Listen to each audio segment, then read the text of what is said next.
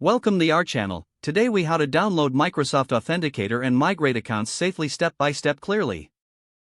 To begin, ensure you have access to your smartphone.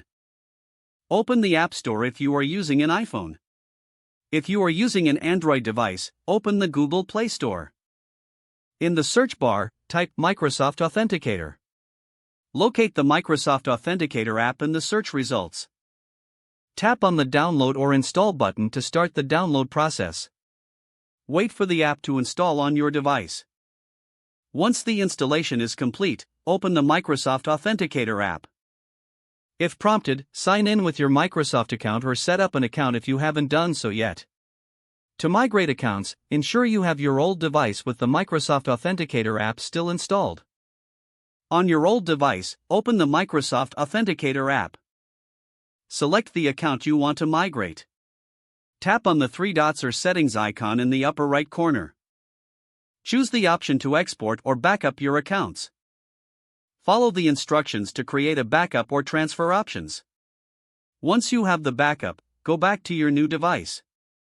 In the Microsoft Authenticator app, find the import or restore option. Select the backup file or follow the prompts to restore your accounts. Verify that all accounts have been successfully migrated. You may need to log into certain accounts again to complete the setup. For added security, ensure multi-factor authentication is enabled on your accounts. Familiarize yourself with the features of the app for enhanced account protection. Once completed, you are now set up with the Microsoft Authenticator app on your new device. If the page does not load, refresh the browser or try again in a private or incognito window.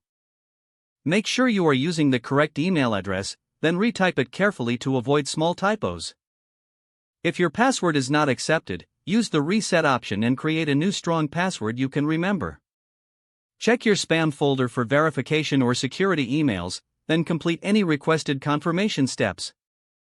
Enable two-factor authentication if available to improve account security and reduce unauthorized access risk.